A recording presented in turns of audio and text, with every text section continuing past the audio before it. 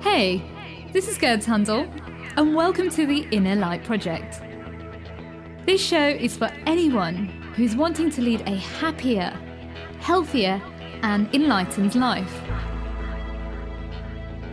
Create more self-love, inject more joy and abundance into their daily life.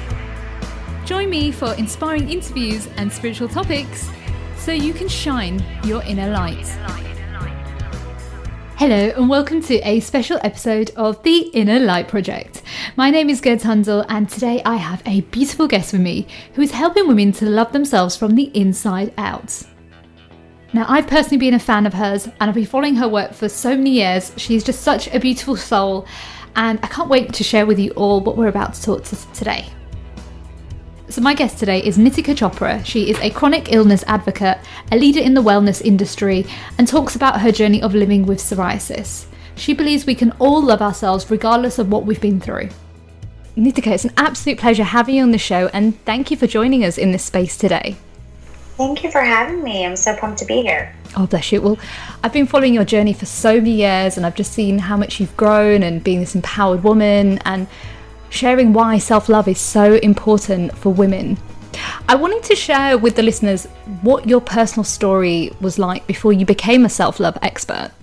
Sure. I mean, whenever I think about sharing my story, it's like, oh gosh, it's quite a long one. For most of us, it is, right? I'm 37 now, so there's been a long journey before starting my work. But I guess the reason why I started my work and am doing what I'm doing is probably the most important parts of the journey, which is I was diagnosed with psoriasis at the age of 10, which is an autoimmune disease that shows up on your skin. And then I was diagnosed with psoriatic arthritis at the age of 19, which is just like another form of arthritis. And so I spent a lot of time really, in physical pain and suffering and just having a really hard time. I mean, walking and getting dressed and doing like everyday normal things were extremely painful for me. And it was like that for many years. Like I was covered from probably 98% of my body for about 17 years. And then, for about 6 or 7 of those years, I had really severe arthritis as well. So wow. I spent a lot of time battling thoughts of self-hatred. I spent a lot of time in physical pain, which led to a lot of emotional pain. And, I'm Indian and I grew up in a home where my parents are the most amazing, but at the same time, when I was younger, like they had no idea what to do with me. And I wasn't good at school. I was more like creative and I loved to sing. Like I hated math, like just not the typical Indian girl at all, like on any level. And I also like love to speak my mind and tell everybody what I thought about everything. And that's like also not allowed. So it was just like a really tumultuous upbringing in terms of just all those pieces like never kind of fitting or falling into place. And, as I've gotten older, I think I see that I'm definitely, maybe my version of certain things were really extreme, but like at the same time, I think those core wounds, are pretty universal. Like I might have felt them through my body, but someone else might have felt them going through puberty or getting, rejected by a boy or whatever it might be, right? So that kind of led me to self-love. I mean, there's so much, one story is a lifetime, literally. So there's so much I could share, but that's kind of, where it started. So what would you say, the turning point for you to realize that you needed to love yourself more? I get asked that question a lot. I don't know if there was like a specific turning point. I feel like my life has been made up of chunks of turning points, I guess. I mean, I feel like every month we were just talking before we started, that there's a special moon happening right now. It's like there's always, like that moment something clicks in deeper. But I guess like there was I met somebody when I was 19 that was really special to me, and he really showed me what happiness was in a way that I had never known about it before. He taught me about like life coaching and manifestation and all of this stuff that I just had never even known was a thing before then. And so that, I think, was definitely one of the turning points. And then I think as I was going through a lot of the processes around trying to be positive around my health and trying to be, you know, like strong and all of that stuff, I think I had this experience of like, well, you know, let me just try to get to like what's real here, you know. And so like that was another turning point, that not trying to like stick an affirmation on top of something that was actually quite painful, but wanting to just be really honest about what was really going on underneath those affirmations. And so there's just so many turning points, I think. But I think the biggest one was probably, you know, meeting that special person who I ended up marrying. And we were married for a while. And so he changed my life for sure. He showed me, as I said, he showed me what happiness was, which I really didn't know what being happy felt like as a child. So, yeah. Wow. That's powerful. Wow. I can relate with a lot of things that you're saying, being Indian myself and growing up and having those, you know, cultural, social, religious expectations of women and how we need to behave. And kind of like yourself, I grew up being this loudmouth, having my opinions, but not everybody wanting to hear them. And even like yourself, I grew up with a lot of health problems. And for me, the defining point was when it was about 7 years ago, I'd had like small snippets of self-love, like the self-love building up to that moment. But it was 7 years where I had a cancer scare and it just woke me up. And I thought, you know what, if I don't turn my life now, I never will. And that was like my road of self-love. And and I've seen like a similar pattern. I don't know if you've seen it yourself, but with a lot of women, that we haven't grown up with self-love. And so if our mothers didn't know self-love, we didn't grow up with it. And it's something within the kind of ethnic minority group that seem to need to rediscover themselves about this. Yeah, I definitely think, I mean, as you know, an Indian woman, I think self-love is kind of like the last thing on, you know, I think for my mom and for her mom and for the women in my family, it's always been, you know, Indian families are really riddled with like patriarchy and like the woman not being, you know, revered and not being, you know, held to their highest selves, and really just like a catalyst for, you know, getting things done in a lot of ways. And and I don't think that's just Indian families, but I know the Indian family, you know, the best, obviously. So that's where I go. But yeah, I think my mom definitely didn't know about self-love and I still have to tell her sometimes, you know, as amazing as my parents are. And it's like, it's so interesting because it's not even that like my dad was like some horrible patriarchal man, like he's not at all, but it's just so ingrained in the culture, and it's just a part of what they knew, you know, what they still know. And so, so I think that that's like a huge part of it. And I think that there is this relearning and unlearning and, you know, that has to happen for us now. Yeah. And I think it's also ancestral. So if like our mothers didn't know and our great grandma didn't know, and the generations as they keep going down, it's like almost we're being invited to heal that. So for the next generation, that they can love themselves even more. I hope so. That would be beautiful. Yeah, I just find that it's just doing the inner work myself. I found that when we really do the deep work, the next generation kind of see that, and then they kind of want to learn. And then it's like, oh, how can I love myself more? Well, here are the tools that I learned. Whereas like kind of like with your mum, I'm the same. I'm always reminding my mum to love herself. And it's they find it very hard, and it's just like, it's because obviously that's how they grew up. So it's totally a long journey. So my lovely, you know, you obviously went on this journey of self-love, you discovered who you are. So when did you realize that you wanted to coach other people about love and doing the inner work? Yeah, I mean, I had started becoming a life coach and trained to be a life coach when I was like 23.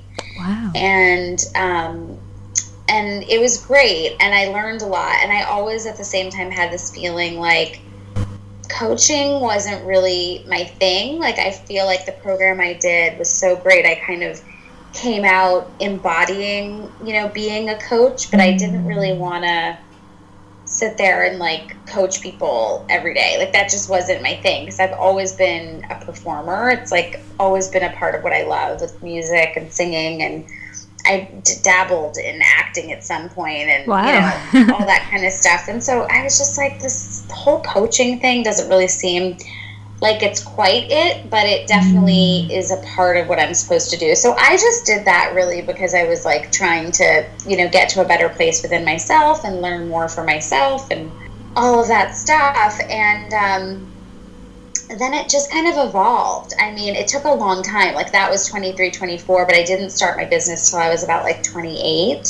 And I went through a journey, in between that time. I got divorced, and I also like started to really try to figure out like how to, be better health-wise, and in like a different way. I mean, I'd always tried to figure that out, but it was like another chapter of that. And then I was working in real estate full time, wow. which is like so random, but I was actually waitressing, and then I was working in real estate. Wow. And the only job I ever got fired from was this one waitressing job, because I kept calling out of the brunch shift because it started at 7:30 in the morning.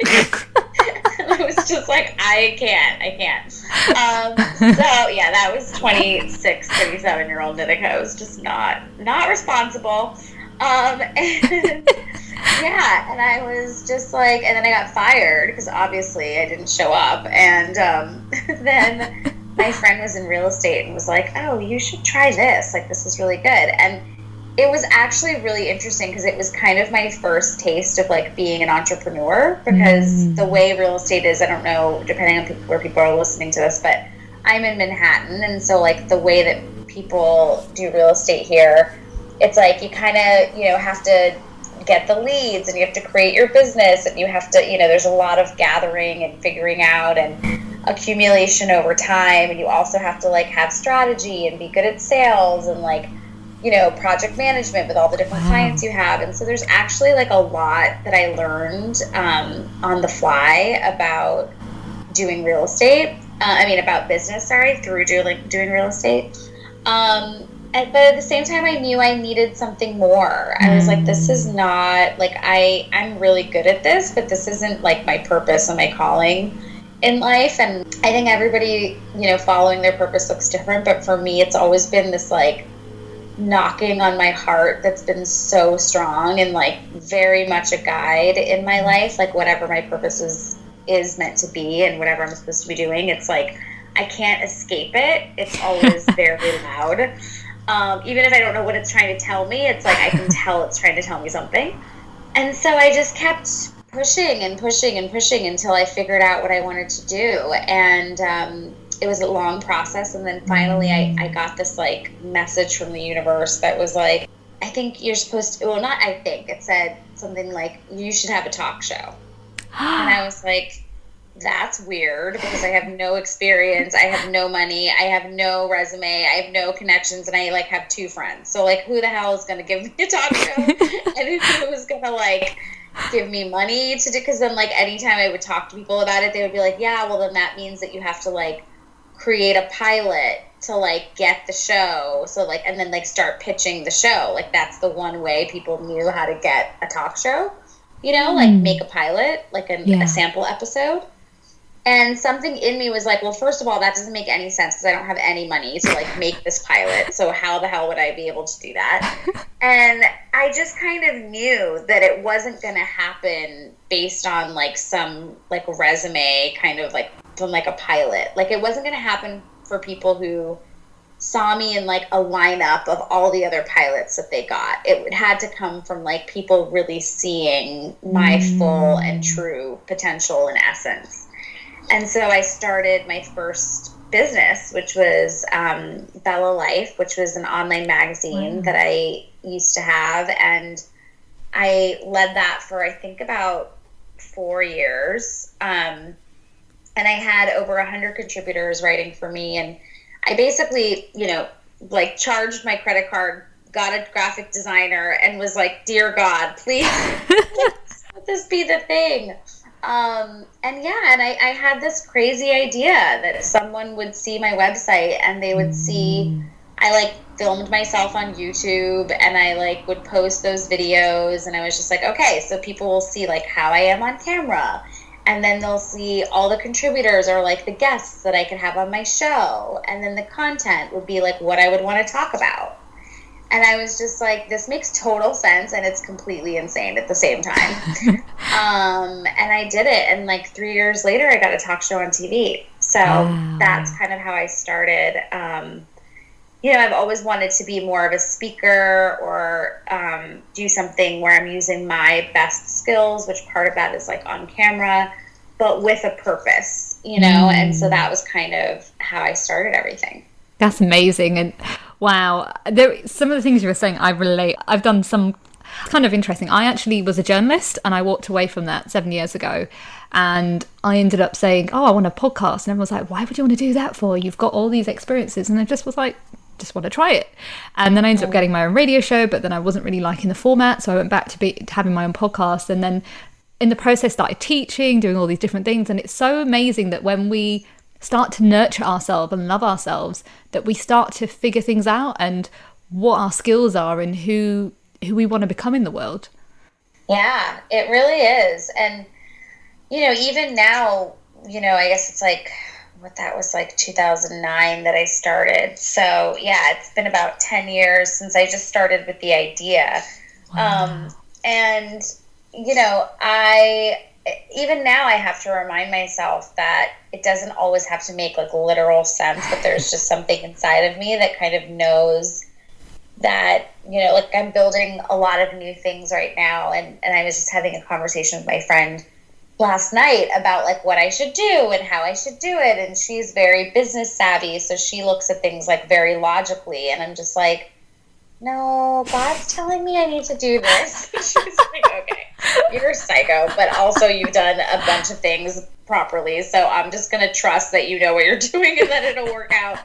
But it comes up all the time. It's not like you do that one time and then it's like, oh, everything works out after that. Like you have to, I feel for myself at least, that I have to constantly be testing that part of myself. It's like the divine is kind of guiding us which way to go, and it might not make sense to everyone, but it's like you can feel something, right? And it's just like, that's the way. Yeah, totally. Exactly. Yeah, I totally relate. So Maddie, as a self-love expert, how are you helping people through your speaking and through your being a presenter as well?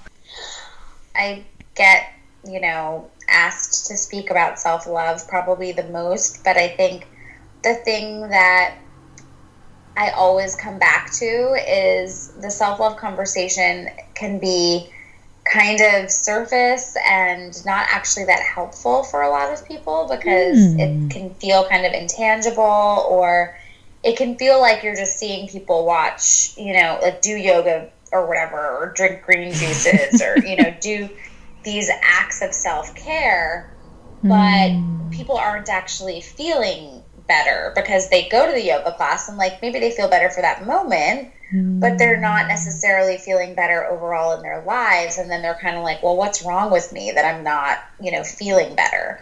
So I think what I've been trying to do, and through speaking and through my podcast, which I launched this year called The Point of Pain, or through, even on my Instagram, I just try to be as like real and unapologetic and, upfront about like the pain and the darkness of things, because I feel like I've always really believed like our ability to be with our darkness is directly related to like how much light we are going to feel in our lives. And I just really feel that. So as much as people don't love that part, as they don't really want to always talk about the darkness and like the pain, I'm just like, what's the big deal? Like, you're going to feel it anyway. So like, we might as well just talk about it and just get it out of the way and, really honor it so that we can move to the other side of it, and not have it fester and create disease and, you know, create tension and, you know, all of those things. So I think I just really believe in that. And I really believe that we'll only be able to heal in all the ways that, you know, comes up if we're willing to do that. So I feel like that's kind of how I try to support people with the conversation, and whether I'm speaking on a panel or I'm giving a keynote or I'm doing my podcast or, you know, on Instagram. It's like I try to really just say, like, okay, guys, it's okay. Like, we're going to be okay.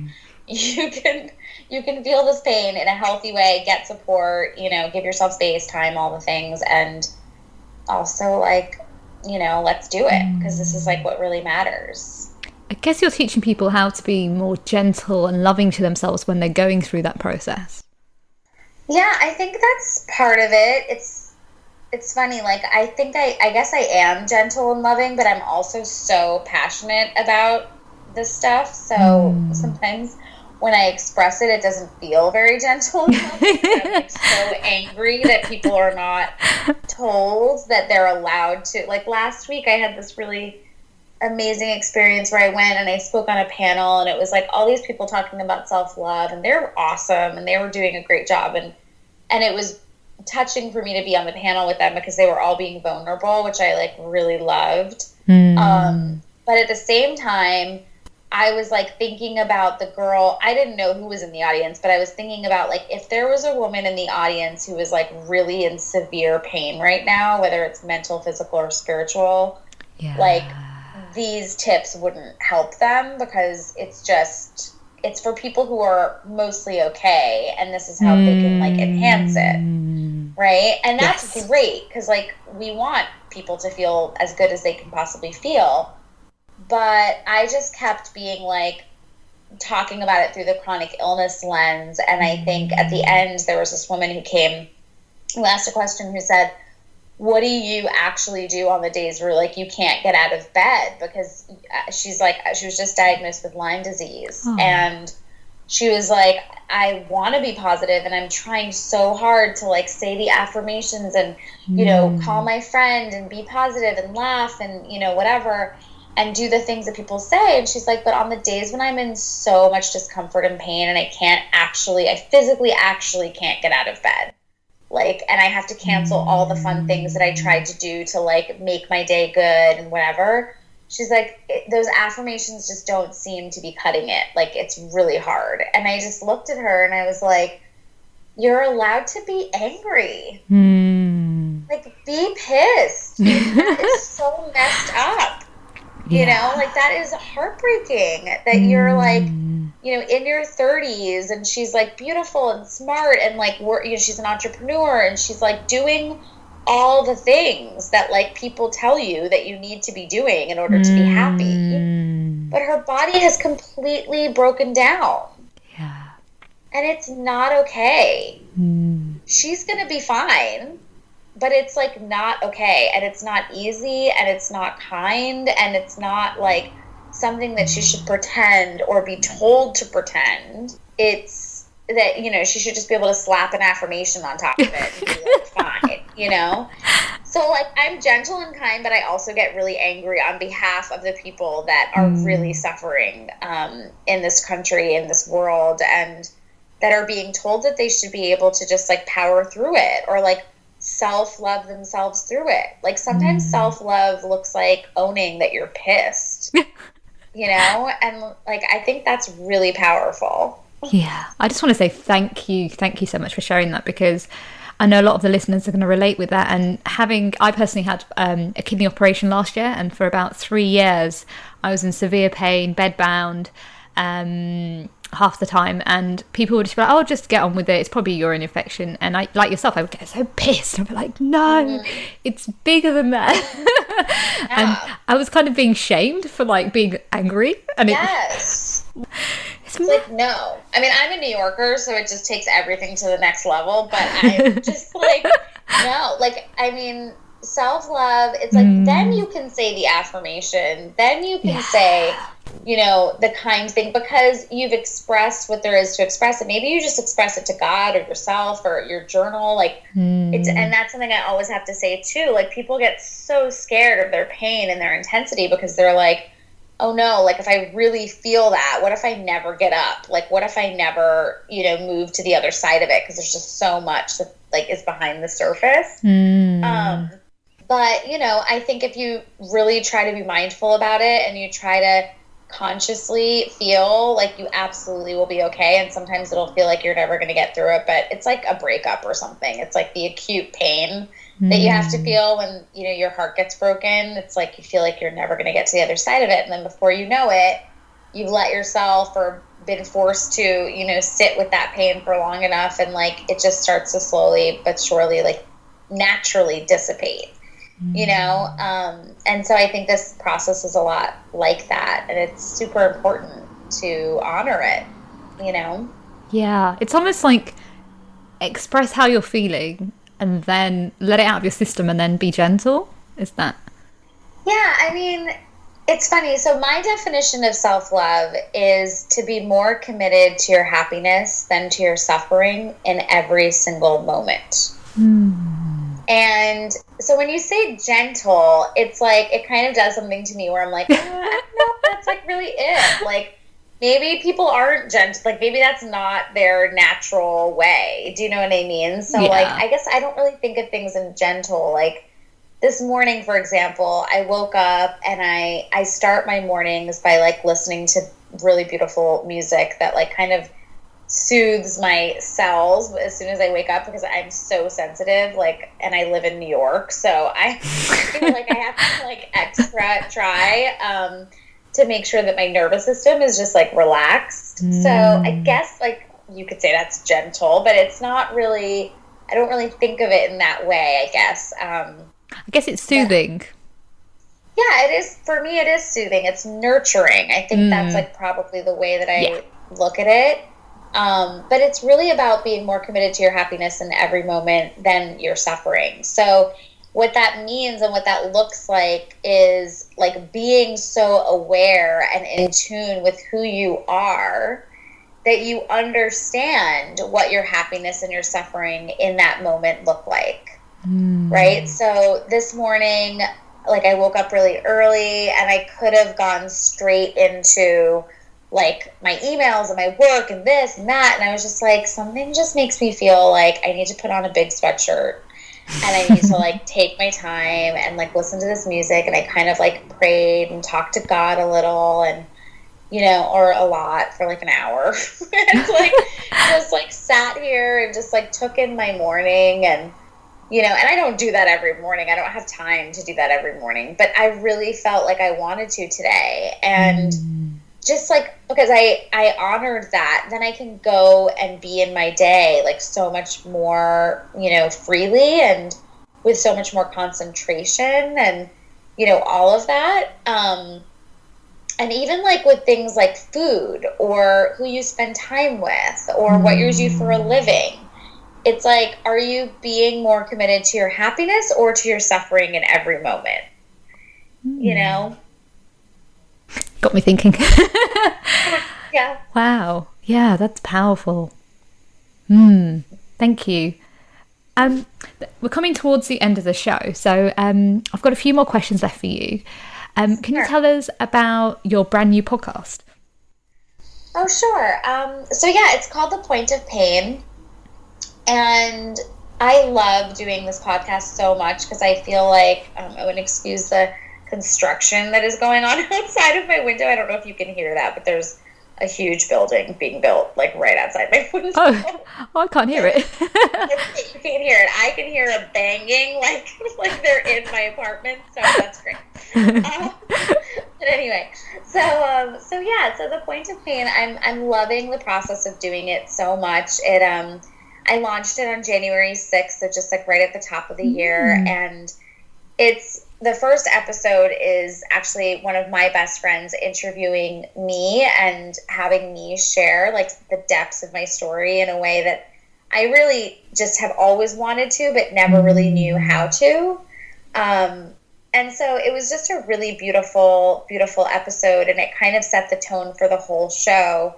And I now interview people on each episode, and it's like activists that I've been really admiring for a long time, or entrepreneurs that have been through lots of ups and downs, as well as people who have dealt with health stuff in their bodies.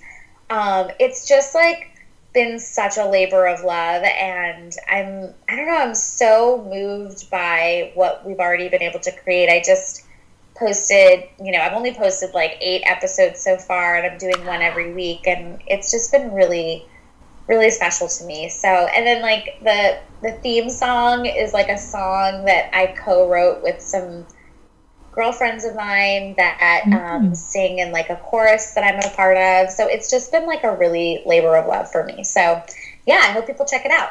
Perfect. And who's been your favorite interviewee so far? Oh gosh, you can't have me. No, I mean, every episode really, I'm like, oh my God, I've been interviewing a lot of my friends, and people that I've known for a long time. And I just feel, I was like, I didn't even know this about you. Like what, like it's been so interesting, because you just don't talk to your friends the way you would like if you were interviewing them, you just kind of like learn random sporadic things or whatever. So I just think honestly, every episode has been so eye-opening. And I know one of our most popular episodes, besides the first one, is with Katie Wilcox, which has been great. She's a body positive, gorgeous, curvy model. And it's like all those words even just seem weird to use when I'm explaining who she is, because she's just like a beautiful, bright light, and she's been an inspiration to me for a really long time. So that was one of the episodes that I think a lot of people resonated with. And also my friend Deepika Madhyala, she's like, the second episode that I shared was of her, and it was just such an honor to interview her. Even though she's been like a good friend of mine for a while, it's like, it was just so cool to like hear different parts of her story. But I thought, everybody that I've interviewed, I've been like, oh my God, amazing. I love that. Yeah. Marcia, what are your 5 top tips for someone who's currently going through like a health problem and wants to implement self-love, but they don't know where to start? I mean, it's interesting. Like, I don't really think of things in like top tips or like, in sequence so much like that. I think the first thing that I would think of is like, typically it starts with rage. Like that's kind of where I would start, which I know might be scary and strange for some people, but we all have that rage and that anger and that fire inside of us. And most of us, especially just going back to the beginning of our conversation about the patriarchy and Indian, families and systems, like we have not been supported to access that or even touch it, at all. So I think kind of sitting with like, what are you so angry about? What are you like enraged about that you haven't really honored yet? I think would be a really powerful place to start. And then it's really, the whole process is a practice of figuring out, yourself enough so that you can be more committed to your happiness than to your suffering in every moment, and make those choices in every single moment. And sometimes, honestly, I choose my suffering. I'm like, I'm going to eat this gluten-free, tomato-free pizza that has a lot of cheese on it, which I should not be eating. And I'm probably going to get like a little bit of a hive or something on my chest by the time I wake up in the morning. And I'm so fine with that, because this pizza is so good. And it makes me so happy, but I also am suffering at the same time, and it's totally fine. Or when I was in my 20s and I would like date boys that I would be like, oh my God, this is such a bad idea, but I'm still doing it. Whatever it might be. So I think like really knowing yourself well enough to know what your kind of bottom line or your, feelings are about certain things in your life. I think, that helps you then make those choices to be more committed to your happiness than to your suffering.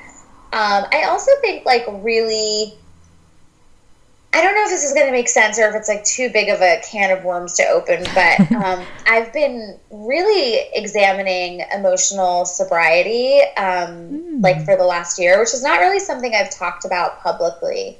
But I think when you're a highly sensitive person and you're also like a genuinely loving and generous and kind person, which so many of us are, I think it can be really easy to not have a handle on your emotions when it comes to other people and like how to navigate relationships and how to navigate your own self-worth in relationship to exchanging, you know, information or time or experiences with others. And I think it's just like another way of talking about codependency and like what that might be doing to your life. And so that's something that I've really been examining and working through and just like understanding over the last year.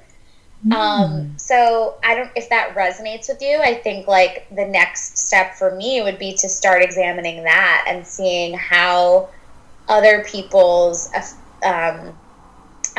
actions and other people's ways of being affect you and how you take that on and how you let it kind of permeate into your cells. And also like if there are people that, you know, affect you on such a deep level that maybe you need to like not be in relationship with them or not have them in your life, like almost like a relationship detox in a certain way. But it has to start with you understanding like what your part in all of it is. And I think that's like the most empowering place to come from with that experience. But I don't think everybody really talks about it that way. And I think, you know, it's something that so many of us, especially women, deal with. And then I would probably go to like, you know, different categories of your life and see, are you really living that fullest, truest potential? Like the next category after relationships for me would definitely be your career and seeing like, okay, like, am I really living my purpose? And sometimes someone's purpose is like taking care of someone that they love that's sick and like giving that love to that person and being there for that person is like a part of their purpose because they're acting out, you know, what their truest purpose is in that relationship. Or being a parent. It doesn't have to be like, am I, you know, an insta-famous person or whatever, but really just being honest with yourself. Like, am I doing that? Whatever that thing is meant to be, am I doing it? So, yeah. So I think that like those are the things that I would focus on initially and to start with. It's a lot of work. Yeah. It could be years of exploration. So hopefully it's not overwhelming. Yeah. I can relate with everything that you're saying, and especially the boundaries and kind of having to walk away from certain energies that drain or deplete you. 100%. That is the key for me personally. Was self-love, was actually realizing who was uplifting me or who was draining me. And it took a long time because sometimes it's people that you love and that's the hardest part. But you've got to almost say to yourself, if I love myself more, then I'm going to have to distance myself for a little bit and see how I feel every time I'm in that person's kind of energy state. And that's when I started to realize who was inspiring and who was depleting. And yeah, it's a very difficult thing to do, but it's also the most powerful tools that we could actually ever do. Yeah, it's super important. And you know, I think it's kind of like a lifelong process, because sometimes you'll connect with somebody and you'll be like, oh my god, this person is amazing and this is so great, and then like 6 months in or 3 years in, it shifts, like, you know, and it's really hard, but I think it's really important. Yeah, thank you for those powerful 5 top tips. And I have 2 more questions left. What are you most grateful for?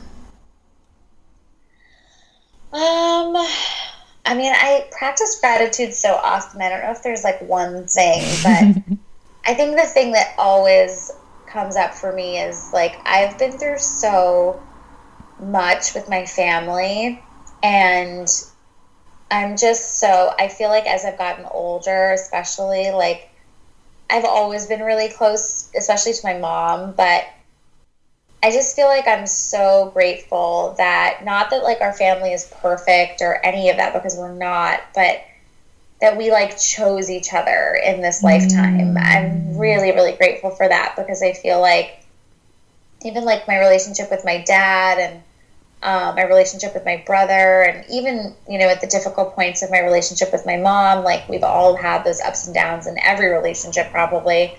Like, we just keep choosing each other. And I really mean that. Like, it's not a given that your family is always going to choose you. And I think that that's something I've really seen through friends that have gone through some really, challenging times of family, or, your parents could pass, or, you might not have that opportunity, or, and I just really feel so grateful that we keep choosing each other, even when it's hard, even when it's messy, even when it's not making sense. That's so beautiful. Like, it's such a gift. Yeah.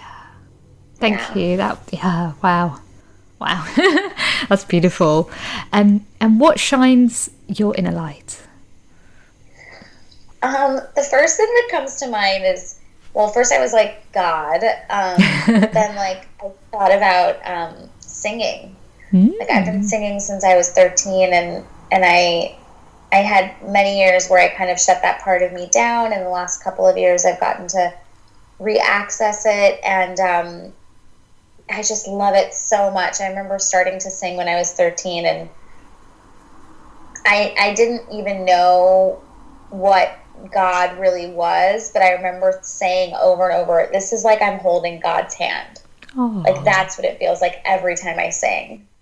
And there was just nothing like it. And it's not because I sound like an angel or anything. It's just like the way I feel when I sing, the way, whatever I'm accessing for myself, it's just like, holy crap. Like, this is just the most powerful thing I could ever do. Wow. That's beautiful. Wow. Thanks. Definitely in the presence of God. Yeah, I can feel that. And thank you so much for being on the show and just sharing your light, because we need so many more people like yourself just being honest and being vulnerable and sharing how you're feeling when you're going on your journey and just trying to be who you're supposed to be in the world. So thank you so much. Thank you. It was such a pleasure to be here. Wow, what a powerful interview with Nitika. It's so important to really honour where you are. So if you are going through a chronic illness right now, to really just trust what you need right now versus what the outer world is saying, because only you know you better than yourself. And I honestly relate with the whole being angry and just getting it out of your system, because if we don't let it out, it will just manifest somewhere in our body, and then that'll be another kind of thing that we'll have to sort out. So I really believe that honour where you are right now, trust in the process, and be kind, whether that is nurturing or being softer, like I would say softer version of ourselves. It's totally whatever works for you. Trust what you need versus everybody else. Unfortunately, that's the end of the show. Before I leave, I want to leave you with this quote. True power is living in the realization that you are your own healer, hero and leader. That's a quote by young Pablo. For more information about the show, visit www.gerdshandel.com. And remember, stay happy, stay healthy, stay lit.